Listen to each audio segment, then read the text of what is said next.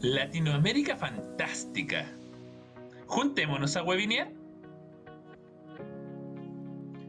con la profe Andrea, la profe Sonia, la profe Camila y el profe Oscar.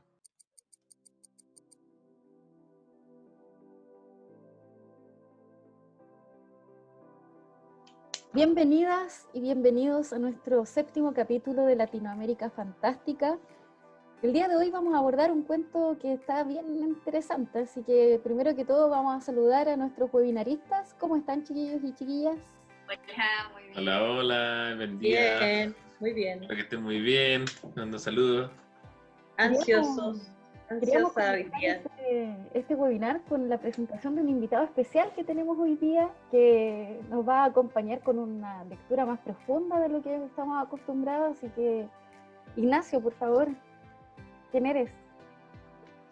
Bueno, hola a todos y a todas. Mi nombre es Ignacio Díaz, soy profesor de filosofía, soy titulado de la Universidad de Valparaíso y esperando titularme de magíster en la Universidad de Chile, así que espero ser un aporte para su excelente trabajo. Bien. Muchas gracias. Sin duda, será así. Sí. Sin duda, gracias por estar con nosotros hoy día. Bueno, decirles que hoy día vamos a abordar un cuento de una escritora muy famosa que se llama Luisa Valenzuela, y tenemos a nuestra experta en investigación biográfica, la profesora Sonia, que nos va a contar un poquito quién era esta mujer que marcó un poco la historia de la literatura argentina, ¿no, profe? Justamente, Luisa Valenzuela Levinson, es importante el apellido de la madre porque la madre era una escritora muy famosa de Argentina. Nació el 26 de noviembre de 1938 en Buenos Aires. Ella es escritora y periodista y fue una de las primeras mujeres premiadas en obtener el premio Carlos Fuentes en el año 2019. Como les decía, es escritora, periodista, y en el estilo de Luisa Valenzuela propone una narrativa hiperconsciente de las situaciones de la mujer, los torturados, los disidentes y otros sujetos localizados al margen del poder, para formular una denuncia que parte de la rabia y la impotencia de saberse al mismo tiempo un marginado. Es súper importante que ustedes sepan que Luisa Valenzuela escribió en muchas partes, fue profesora, trabajó durante mucho tiempo en Estados Unidos, en Francia y en otros países donde no solamente escribió, como decía anteriormente, sino que hizo clases de literatura. ¿Qué es lo que le persigue? ¿Cuáles son sus temas frecuentes?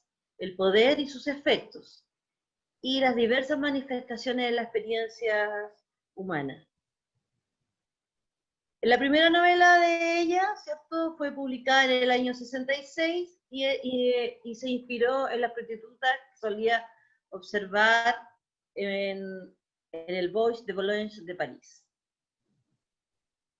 Nosotros vamos a ver que su personaje siempre es un personaje sencillo y que tiene sí una mirada profunda y devastadora de la sociedad actual. Y ahora los dejo con ustedes con la presentación de los sensores. ¡Eso! Oye, buenos datos ahí. Interesante el cuento de los sensores, ¿cierto? Porque nos cuenta una historia bien particular, una historia que se posiciona en un espacio en donde un personaje aparece con una primera frase, pobre Juan, ¿cierto? Y el pobre Juan, que fue el traicionado por sus propios sentimientos, entrega un mensaje que no tenía que haber entregado a través de una carta y se la envía a una persona que él quiere mucho, que está viviendo en París, Mariana, ¿cierto? Y esta carta lo pone en una disyuntiva porque está en una circunstancia. No podemos decir a ciencia cierta, ¿cierto? En qué circunstancia, en qué contexto, en qué historia está, pero sabemos que está en un contexto en el que las cartas son revisadas, son analizadas para ver algunos mensajes. Al parecer, nuestro pobre Juan se equivocó y mandó un mensaje que no tenía que haber enviado, lo cual podría poner en serio peligro a Mariana y a sí mismo.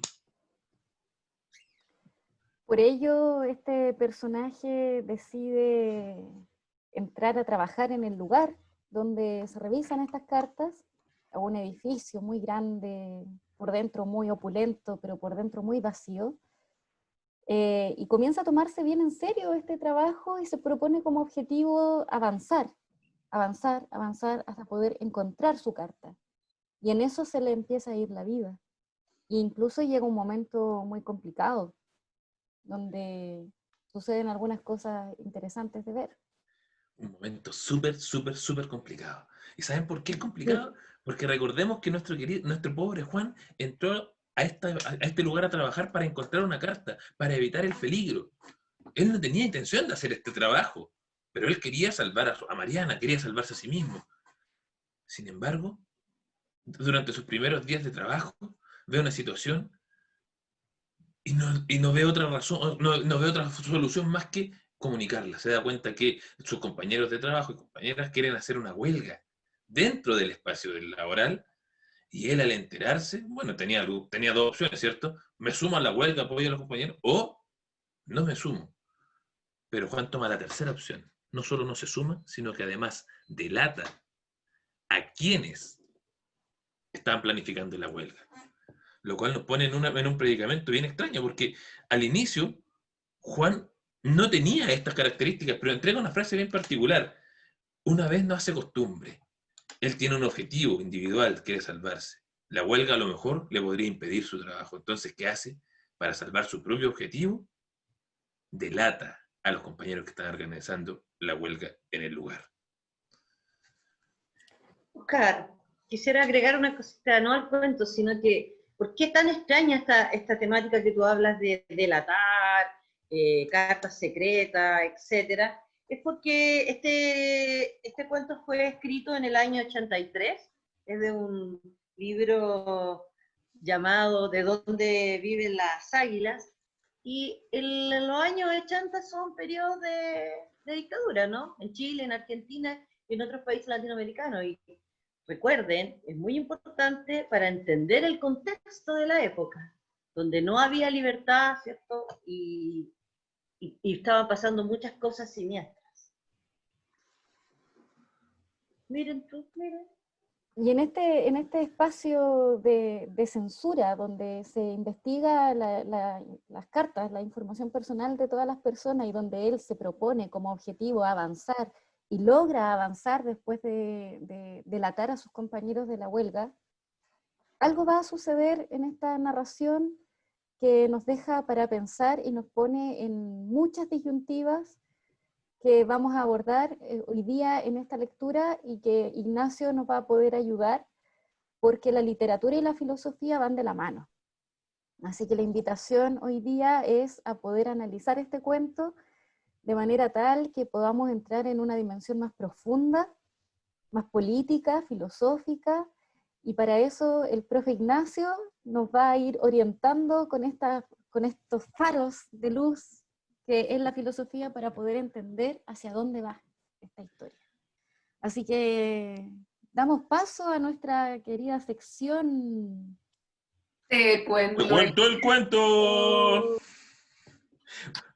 Oye, ¿puedo hacer una pregunta? Una pregunta para abordar, porque con todo lo que estábamos contando, ¿cierto? Nos encontramos al final con un Juan súper distinto al que partió en el cuento, con un Juan complejo, y delante, y claro, es un Juan que finalmente termina delatándose a sí mismo. Encuentra su carta, logra su objetivo, y cuando hace eso, se delata a sí mismo y es condenado a muerte. Entonces, delante conversando, Ignacio nos dijo una idea re buena que me gustaría preguntarle, porque él me dice, Juan termina finalmente perdiendo su humanidad.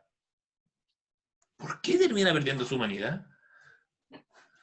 Fundamentalmente, Oscar, porque de lo que trata este cuento, ¿cierto? Es de un hombre, este pobre Juan, que es un pobre Juan porque en realidad es una pieza más del engranaje. Lo que se pone en duda en este cuento es verdaderamente si es que existe una cierta individualidad de este Juan, si es que él es verdaderamente un sujeto. Y a lo que yo me refería cuando Juan termina por perder su humanidad es porque también algo que habíamos hablado previamente, ¿no? De que Juan es, dijéramos, un ejemplo de un hombre enajenado, un hombre alienado, un hombre extrañado, y extrañado de su propia condición como ser humano, ¿sí? Y en ese sentido, Juan, durante todo el cuento, siempre fue un alienado porque fue un engranaje más de la sociedad, pero al final termina por perder su humanidad, porque ahí es donde ya finalmente termina perdiendo todos sus valores como ser humano, dijéramos, valga la redundancia, su humanidad, su solidaridad, su conciencia de sí como ser humano perteneciente a una comunidad, etc. Y ahí, claro, al final termina por perder su humanidad porque en el fondo termina delatándose a sí mismo. Profe Ignacio, esto, porque entendemos que este personaje entra al edificio en un trabajo que es sumamente mecánico, que se tiene que sentar, tiene que revisar, tiene que pasar la lengua, sacar la lengua, poner la luz, revisar, oler, hay toda una mecánica laboral que funciona en este personaje. ¿Qué tanto se relaciona eso con esa extrañeza en la pérdida de humanidad que usted recién nos estaba comentando, estimado profesor? Bueno, para explicar eso tengo que recurrir sí o sí a uno de los filósofos más importantes del siglo XIX, por cierto, que es Karl Marx. Karl Marx fue uno de los filósofos que mayor atención le puso al fenómeno de la alienación. Y en ese sentido, para hablar de la alienación, tenemos que hablar de la conciencia. Tenemos que preguntarnos cuál es la conciencia de este individuo y cómo se produce esta conciencia. En ese sentido, Marx nos dice que la conciencia de sí mismo, ¿cierto? Es un producto, dijéramos, es algo que se produce dentro de un orden de cosas, ¿cierto? Y este orden de cosas sería el trabajo propiamente tal, en el caso de este cuento, ¿no? Y en ese sentido, Marx nos dice que no es la conciencia lo que hace al ser social, sino que el ser social, es decir, el modo de relacionarnos socialmente, el modo que tenemos de ejercer nuestro trabajo, el modo en el cual a grandes rasgos está estructurada la sociedad, a partir de eso, nos dice Marx, se forma la conciencia del individuo, y no viceversa. Es un trabajo que se hace de forma concreta o material en el sentido de las relaciones reales dentro de la sociedad, y que a partir de esas relaciones concretas se forma este elemento abstracto que sería la conciencia. ¡Wow! Interesante, Yo aquí tengo una pregunta para la profe Cami. Dígame, iba a poner un ejemplo, pero pregunte. Yo creo que quizás vaya por ahí el ejemplo, porque ¿cómo podemos percibir este modo de relacionarnos en el pobre Juanpo? Profe, no sé si iba con lo que usted tenía que decir, pero me parece que... Yo iba a poner un ejemplo más en términos culturales, pero lo podemos llevar igual a la idea de este Juan. Por ejemplo, cuando hablamos de que es el ser social el que finalmente va determinando cómo actúa cada conciencia personal de cada individuo, podemos pensar que todavía hay sociedades donde las mujeres usan burka, se cubren todo el cuerpo, ¿cierto? Y eso es muy normal, es muy común, porque en su conciencia está determinado cierto estilo de vestimenta, ¿sí? Y podemos hablar de cosas básicas como la vestimenta, hasta cosas más complejas como el valor del trabajo y la forma del trabajo, ¿cierto? Pensemos en la antigüedad existía la esclavitud, ¿cierto? Y la gente estaba consciente de que era esclava, de que tenía que servirle a un amo, de que debía someterse a ciertos malos tratos. Entonces había una forma de trabajo que predominaba y era normal además. Hoy en día eso ha ido evolucionando, ¿sí? Se supone que hoy en día no hay esclavitud. Podemos tener dudas, se supone. Pero esa es una forma de ir pensando cómo el mundo de afuera afecta directamente el mundo interior de una persona. Y en este caso ocurre con el pobre Juan, que ya vamos a abordar más analíticamente esa frase, guardando relación con lo que decía la profesora Sonia de estos contextos de dictadura, de totalitarismo que hubo en Latinoamérica, por supuesto que esa forma del trabajo se normalizó. O sea, estamos hablando de una agencia de inteligencia para el gobierno, para visar, censar, supervisar los mensajes y ver si estos pueden llegar a término, porque dentro de esos mensajes pueden haber mensajes que sean subversivos, que sean contrarios al gobierno, y entre esos está el mensaje de Juan, que es el mensaje que le manda Mariana, que realmente no tenemos idea qué es, ¿cierto? No sabemos absolutamente nada, solamente que él tiene una preocupación. Nada más que eso. Entonces está muy, muy normalizado para Juan pertenecer a un aparato de inteligencia del gobierno. Y además, mientras más pueda ascender, para él pareciera que es mucho mejor. Sin embargo, mientras más va ascendiendo, y nos vamos a dar cuenta cuando leamos el cuento, que mientras más asciende, más humanidad va perdiendo. Entonces, a mayor ascenso, mayor es la enajenación de Juan. Ahí hay una relación directamente proporcional, como dirían los colegas de matemática. Y es súper interesante lo que nos comenta la Cami, porque si nosotros nos damos cuenta, bueno, cuando ustedes, niños, niñas, puedan leer el cuento que estamos leyendo, que estamos analizando hoy día, se van a dar cuenta que la gente a su alrededor de Juan empieza a sentir que esto está pasando, po. De hecho, en algún momento aparece la mamá y le dice, oye Juan, ten cuidado, tratando de sacarlo, porque Juan empieza a ser absorbido por su contexto laboral. Y la mamá le dice, ¿cierto? Oye Juan, cuidado, mira, tus amigos del barrio te están buscando, tus amigas dijeron que tienen que esperar en la discoteca, pero a Juan no le importa ya, porque Juan ya no es el Juan que conoció a su madre hace algún tiempo atrás, ahora es un Juan nuevo, es un Juan diferente, es un Juan que entró completamente en ese mundo laboral que finalmente termina por absorberlo. Entonces ahí, profesor, la pregunta es, finalmente, ¿qué tan individual es la conciencia? ¿Qué tan individual es la mansa pregunta? Y otra pregunta, discúlpenme, ya que estamos en preguntas. Oye, pero ¿cómo lanza esa pregunta? No voy a poder dormir hoy día pensando, por favor. Y en esa pregunta, ¿cuánta influencia hay del poder sobre la conciencia? Wow. Exacto. Porque aquí hay un trabajo en el que este personaje, primero podríamos pensar que es un contrario, ¿no? Porque quiere buscar su carta y encontrar su carta, o sea, podríamos sospechar que ahí hay algo que oculta o que quiere que no sepan, y se mete con ese objetivo, pero a medida en que avanza el cuento va sufriendo una transformación donde se compra tanto el cuento y lo van reconociendo también, que para él, para su ego, eso lo va inflando, pecho de paloma, ¿cierto? Hasta que llega un momento en que encuentra su carta, po, y se delata. Entonces, ¿cómo es posible eso?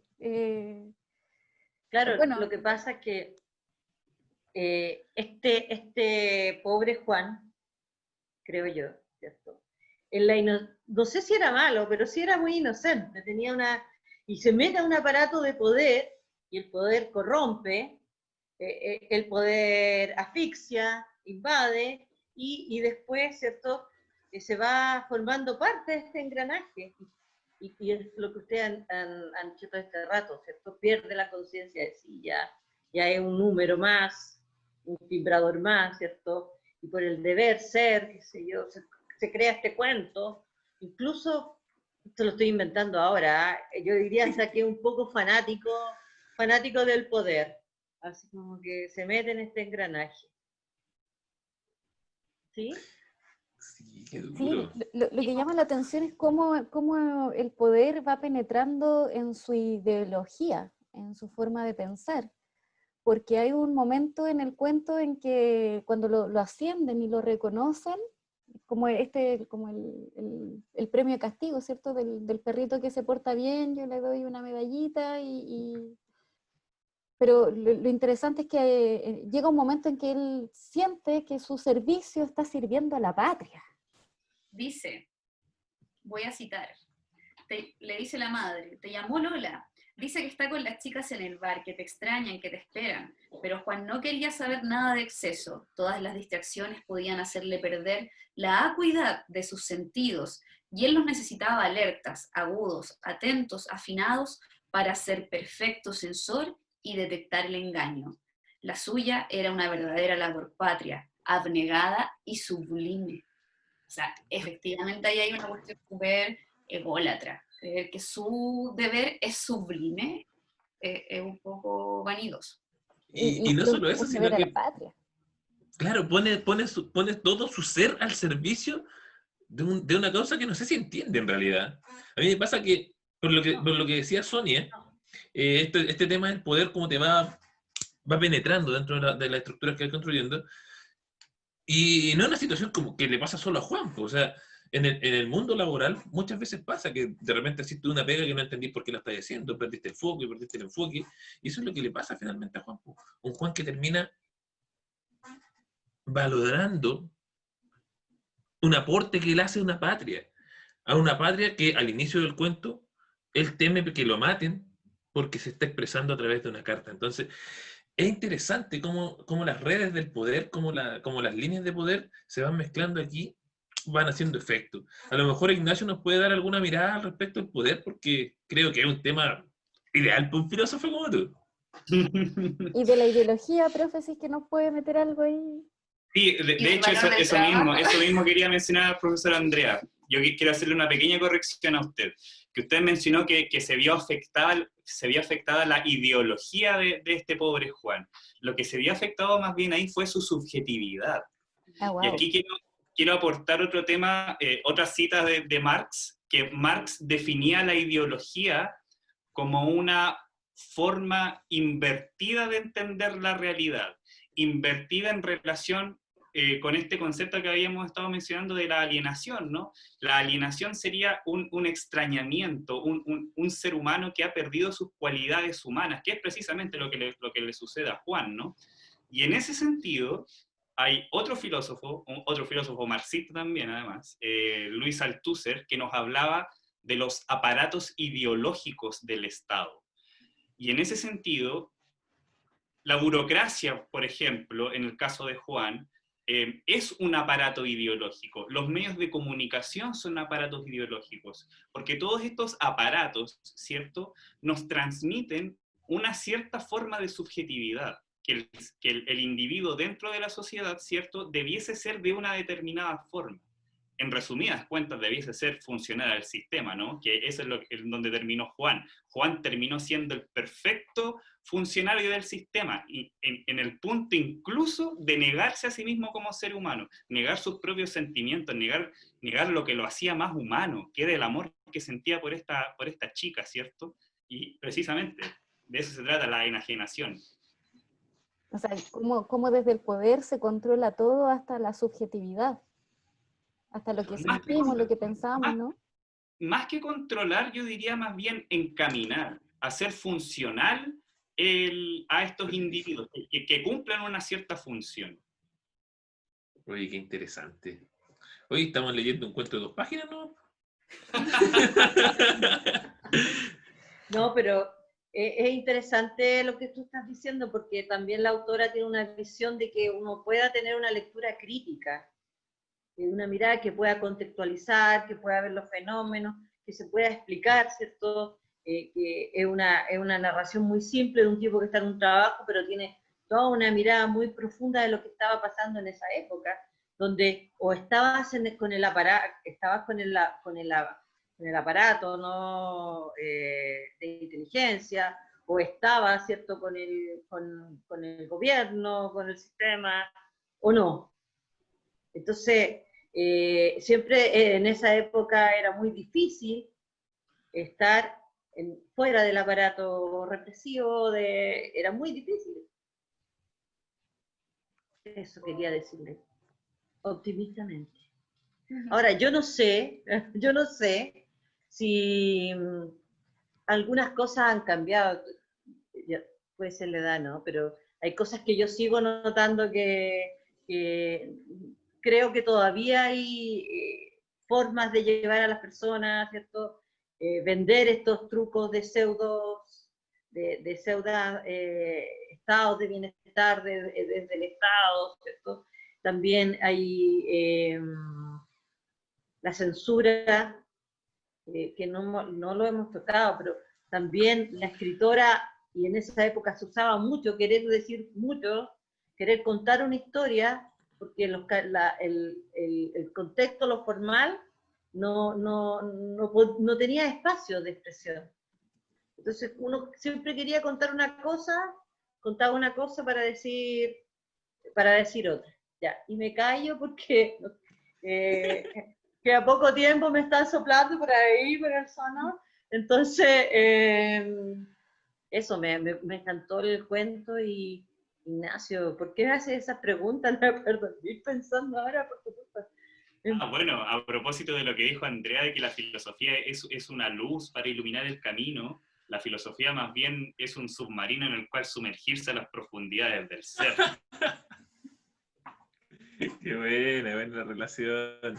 Bueno, a mí me gustaría que para poder ir cerrando el análisis de este personaje de Juan, pudiésemos hablar del valor del trabajo. Ya hemos dicho que el trabajo es funcional al sistema y la forma del trabajo de Juan pretende alienarlo. Pero si el trabajo aliena a una persona y la termina alejando completamente de su humanidad, ¿cuál es el valor? ¿Dónde está el valor del trabajo realmente? ¿Qué es lo que lo determina? Porque a mí incluso un trabajo que te aliena me parece un trabajo antiético, creo yo, pero en mi punto de vista personal. Estamos todos con humo en la cabeza. Bueno, yo diría más bien que el trabajo en sí no es un problema, porque en realidad el ser humano necesita trabajar, necesitamos realizar nuestras labores para sustentar nuestra vida, etc. El problema es la forma del trabajo. Y la forma del trabajo que nos aparece en el cuento de la autora que olvidé su nombre. Luisa Valenzuela. Luisa Valenzuela. El cuento de Luisa Valenzuela nos habla precisamente de un trabajo enajenado, no un trabajo que libera precisamente, sino que es un trabajo que más bien esclaviza. Y ahí volviendo al tema que habíamos mencionado al comienzo, las formas de sujeción, de sometimiento, o siendo más duro, ¿cierto? Las formas de esclavitud, la verdad es que la esclavitud en ese sentido nunca se acabó, simplemente cambió de forma. Sí, y justamente hoy día en esta sociedad estamos en el mundo de las formas, ¿cierto? Con muy poco fondo, donde las luces nos sacan, ¿cierto? Y pareciera que estamos llenos de noticias y finalmente no conocemos la realidad. O sea, hay todo también una ideología, un aparato ideológico pensado para tenernos a nosotros, no dándonos cuenta de lo que pasa realmente, porque hay muchas cosas que se siguen repitiendo. El poder, la censura, la esclavitud disfrazada de humanidad y meritocracia. No, eso ya eso no tenía nada que ver la meritocracia, pero disfrazada de etcétera, digamos. Entonces, por supuesto que es muy importante que los estudiantes, ¿cierto? Los y las estudiantes puedan pensar también, mirar. Por eso trajimos a Ignacio, para que nos haga pensar. Mucho nos hiciste pensar hoy día, para que nos haga pensar, ¿cierto?, con respecto a lo que estamos viviendo, este espejismo de la realidad que se nos presenta, donde todo es tan rápido, todo es de los sentidos, de tomar, de no sé, de que todo está al alcance de la mano, y la vida es más que eso. El ser humano tiene que tener sus propios espacios y sus propios tiempos. Yo creo que pasemos Importante. para ir un poco encauzando nuestras reflexiones hacia el final del webinar. ¿Qué les pasa a ustedes con la censura? ¿Qué piensan? ¿Qué proponen de la censura en general, como término general, con todas sus acepciones? A mí me complica mucho porque creo en la privacidad de las personas y de su vida. Entonces, y también en su libertad de poder decir lo que piensan. Pero sí, claro, hay temas que son complejos, no sé, pienso en los discursos, por ejemplo, en Trump, o Bolsonaro, ahora que dijo que era Brasil un país de maricas porque le tenían miedo al COVID. Me parece sumamente violento, o lo que hicieron con Trump de cortarle la transmisión cuando estaba diciendo mentiras derechamente. Pero me parece que es un arma de doble filo el validar la censura en ciertos contextos, porque también, uno también ha sido censurado un montón de veces. Entonces me pasa que personalmente me cuesta tomar una posición respecto de la censura que no sea una posición a conveniencia. Dejo ahí mi reflexión y pienso en el pobre Juan, pero ni tan pobre porque su madre le dijo, no escuchó a la mamita. Por eso no escuchó. Sí, la mamita se le Santa respeta, se le escucha. madre, a su santa madre. Oye, de la censura, ¿no? A mí me llama la atención la censura. Bueno, podemos censurar o no, yo preferiría que no, pero me llama la atención la censura desde grupos de poder, porque siento que hay una especie de paternalismo. Siento que en estricto rigor no estamos preparados, así como que no, como si la gente no estuviese preparada para ver y asumir todo el contenido que le llega. Entonces tiene que haber una especie de ente etéreo que le entrega ya filtrado, porque hay cosas que usted no puede ver. De hecho, me acuerdo de una película que se llama Ágora. Si usted puede, búsquela, véala, es tremenda película. Ágora de cómo se instaura las creencias cristianas dentro del mundo pagano para ellos de los griegos. Y esa película a Chile no llegó, po. No llegó porque el Consejo, o sea, porque se decidió que no llegara. Como si nosotros no pudiéramos tener la propia conciencia de decir si esta película puede ser o no, pues si no tuviéramos la perspectiva de evaluar, de analizar.